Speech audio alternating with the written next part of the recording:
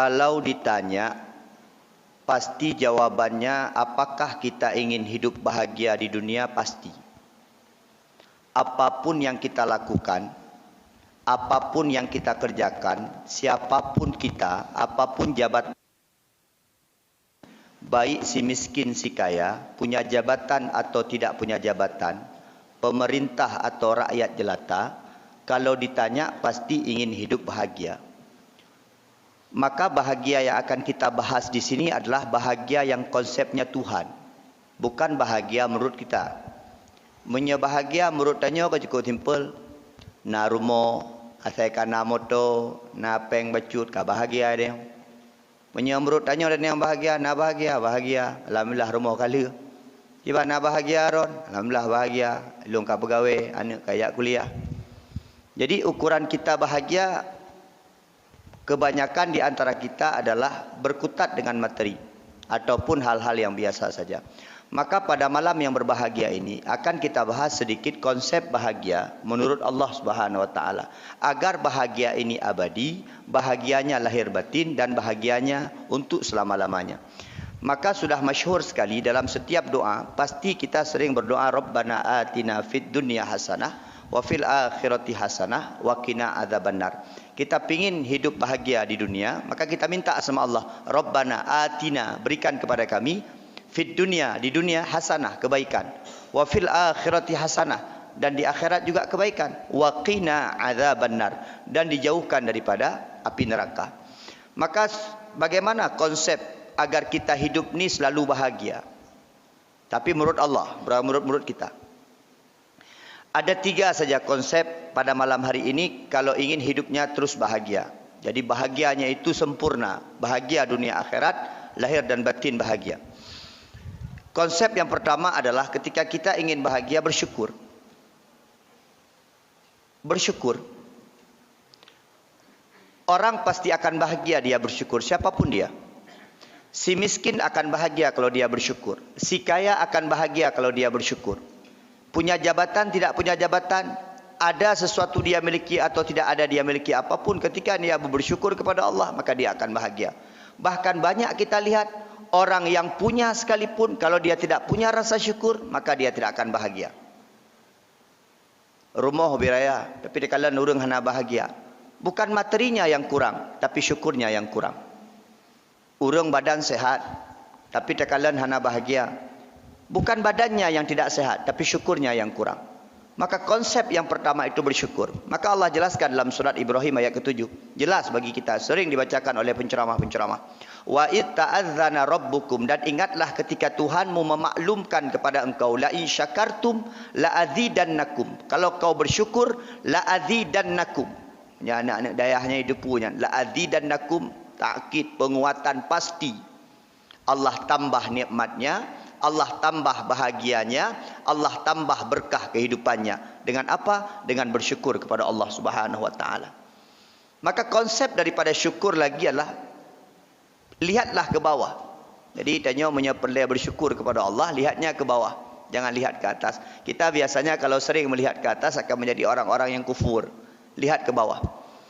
Kita punya rumah 4 kamar, alhamdulillah, ketika melihat orang yang cuma punya rumah 2 kamar. Kita punya rumah 2 kamar, alhamdulillah, orang punya rumah 1 kamar. Kita punya rumah 1 kamar, alhamdulillah, orang masih ngontrak. Kita rumah masih ngontrak, alhamdulillah, orang rumah pun belum punya, masih tidur mungkin di jalan-jalan. Jadi konsep daripada syukur itu lihatnya ke bawah. Kalau kita lihat ke atas, kita tak pernah syukur.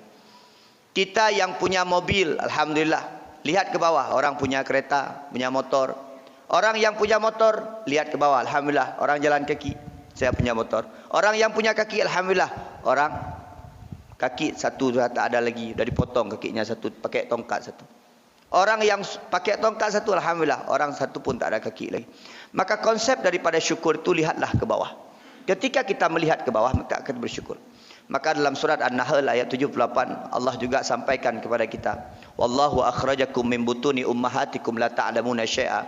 Ingatlah ketika Allah mengeluarkan kita dari perut ibu-ibu kita, la ta'lamuna syai'a, kita tidak tahu apa-apa.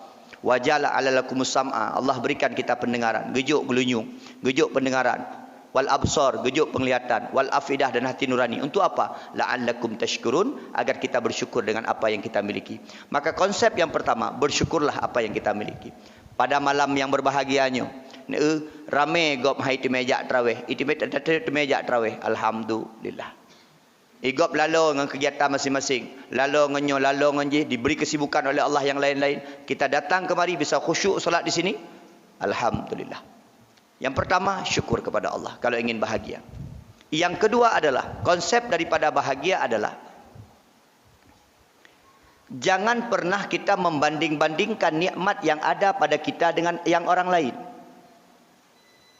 Orang yang suka iri atau membanding-bandingkan nikmat yang ada pada dirinya dan orang lain, dia tak akan pernah bahagia. Pakan igop nanyo, pakan igop meno, pakan igop mendi. Karena konsep daripada Allah, setiap apapun yang Allah berikan ada kebahagiaan di dalamnya. Maka bahagia itu bukan milik orang kaya. Bahagia itu bukan milik orang sehat. Bahagia itu bukan milik orang yang punya jabatan. Bahagia itu milik orang yang bersyukur dan orang yang tak pernah membanding-bandingkan nikmat dia dengan nikmat orang lain. Dia miskin, bahagia juga. Dalam kemiskinannya dia bahagia. Hana geek motor lagi tanya motor, geek tangan, dia bahagia dengan tangannya. Hana ki ke sebelah, dia bahagia dengan kaki satunya. Dengan syarat dia bersyukur dan tidak pernah membanding-bandingkan nikmat. Karena setiap pu yang gebi Allah, ada nikmat yang berbeda kepada orang. Jadi beda-beda gebi nikmat. Ilung kaim lembaga contoh menunggu. Anyo ilung dari Luk Sukun.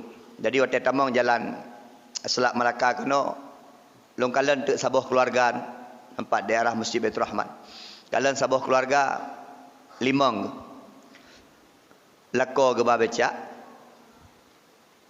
Perumah geduk elika becak barang. Pegat palang menolak. Anak gegendong bu mak yang mentau ubut taboh, dua buah anak hidup di samping. Mungkin sebahagian orang melihat sayang malam-malam dengan becak, malam-malam dengan anak. Tapi bagi orangnya menyatakannya cukup bahagia.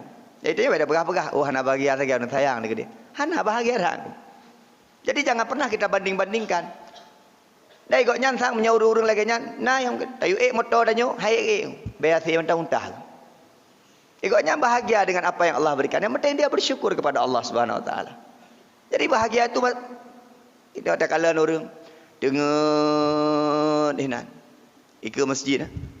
Tak kalian tak kelah mati sayang. Dengar tapi kan. Kau bahagia. Berapa lagi tapi kan. Jadi jangan pernah kita bandingkan kita dengan orang lain. Karena bahagia itu masing-masing Allah berikan kepada kita. Baik-baik tak rumah kau ubud. Dah tanya baik dah fikir rumah urung-urung yang raya, urung-urung kaya nya. Kau bahagia. Menyata ina mesti cetok dah pegah. Tak urung kaya, tak urung motor Pajero, tak urung jabat yang nana jabatan, tak wali kota cukup bahagia hana aku. Hana bahagia. Bahagia tak tanya. Menyata bersyukur. Makin raya gebihai di Allah, makin raya beban kepeduk di Allah Subhanahu Wa Taala. Yang pasti. Itanya dengku rumah tu BO kontrak alam, sama hutang detan. Igap dengku yang bebe raya rumah ku motor bebe raya, rumah bebe raya mungkin hutang-hutang juga le. Hutang-hutang le dengku. Mana ka raya gebi raya hutang-hutang, raya beban yang gebi di Allah Subhanahu Wa Taala. Ni kalau dengku, nyala buka contoh seperti mungkin agak-agak naga contohnya tapi gotlah. Ni orang kaya rumah bebe raya apa boh ka mana dua boh. Jadi kadang yang kadang-kadang lakon nak kamaro, rumah nak kamaro. Ada apa saja ni amin. Rumah beraya, rumah lah tak kampung, boleh bawa kakak lah tapi dua apa saja tu. Dua orang ni amin. Itanya nak kalau aku rumah kontrak, kamar sabah saja, anu 17 aku. Bak balik-balik nah, cukup bahagia aku. Karena lihat ni amin. Pokoknya mana-mana ju. Yang perlu pegah, jangan kita banding-bandingkan. Jadi kebahagiaan long kalan-kalan ni kata. Ni kalan aku. Ada jak bandar Aceh nya, ibu-ibu urang sigli biasa. Ibu-ibu siglinya menyegejak bandar daerah-daerah Selawah ni. Kenang motor, kenang baju putih Asmadiah atau jak takziah ho. Kenang baju putih du atau motor du. Kem-kem utuh hujan getuk dengan koran mentang.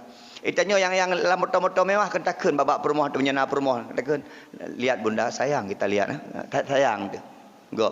Dia urang lah motornya cukup senang. Yang pertika ni keadaan yang cepat nam nalum. Kok senang ya. Bahkan menyatakan motor dia yang hai. Urangnya galak gangai-gangai mana-mana. Dia kadang-kadang mendihan lagu le motor air tu kena motor hai is. Karena na model urang galak masih, na model urang yang galak duduk dalam motor tapi culak uleh uluak. Jadi kebahagiaan itu masing-masing Allah berikan kepada kita. Maka jangan pernah kita bandingkan nikmat kita dengan nikmat orang lain. Karena dalam setiap nikmat yang Allah berikan, kalau kita mau bersyukur kepada Allah, maka Allah akan kemudian memberikan kelebihan dan memberikan rasa bahagia. Yang pertama syukur, yang kedua jangan pernah banding-bandingkan nikmat kita dengan nikmat orang lain, dan yang terakhir, kalau ingin bahagia hidup di dunia dan di akhirat, segala urusan apapun serahkan hanya kepada Allah Subhanahu wa taala, maka hidupmu akan bahagia. Kenapa selama ini kita tidak bahagia? Karena kita suka menggantungkan hidup pada manusia. Orang yang suka menggantungkan hidup sama manusia, maka biasanya akan kecewa angku. Bejo dah pegah pilih kesi kampung. Tak dukung habis-habisan. Tinggal lagi ke kesi, na 2 bulan je kesi, mai permun dan nanya. Kamu lagi stres. Hei, aku pilih haji. Nyok aku pulang aku pilihan. Kamu lagi dengu. Karena kita gantungkan hidup sama manusia. Tapi ketika wa may yatawakkal 'ala Allah, barang siapa yang bertawakal, menyerahkan hidup dan matinya hanya kepada Allah, ingat kata Allah, fahuwa hasbuh, maka Allah akan mencukupkan kebutuhannya. Orang yang menggantungkan harapannya hanya kepada Allah, yang memberikan segala-galanya hanya kepada Allah, percayalah, orang tersebut tidak akan pernah mendapatkan kebahagiaan. Ibu-ibu menancik, berat-berat mengantung balako, kecewa ujung tu. Ya. Nah, tak setia hati kepada Allah. Maka Nabi Muhammad ketika menjelang ajalnya pernah memanggil Ali bin Abi Thalib, dan beliau pernah menjelaskan di yang terakhir 6 nasihat Rasulullah kepada Ali bin Abi Thalib. Yang terakhir apa beliau katakan? Hai Ali, kalau nanti engkau melihat manusia sibuk menggantungkan hidupnya hanya kepada manusia, menggantungkan hidupnya kepada makhluk, maka engkau Ali gantungkan hidupmu hanya kepada Allah Subhanahu wa taala. Orang yang menyerahkan segalanya hanya kepada Allah, maka dia akan bahagia dunia dengan akhirat. Kesimpulan. Jadi hanya panjang-panjang di malam dengan ceramah. Ya di mana dengar ceramah di malam tepu mesti kerek dah. Tapi paling kurang mana ilok mentang gaji tu. Nyo lagi lum pegah mana entu ada nuo kada silap, alhamdulillah ya Allah. Mengganto silap mungkin tinggal yang lebih baru ini, alhamdulillah ya Allah. Bersyukur kepada Allah, jangan banding-bandingkan nikmat. Yang terakhir adalah serahkan hidup dan mati hanya kepada Allah Subhanahu wa taala, maka kita insyaallah, dan pada akhirnya seringlah panjatkan doa di hadapan Allah. Rabbana atina fid dunya hasanah wa fil akhirati hasanah wa qina adzabannar. Sampai jumpa di syurga. Assalamualaikum warahmatullahi wabarakatuh.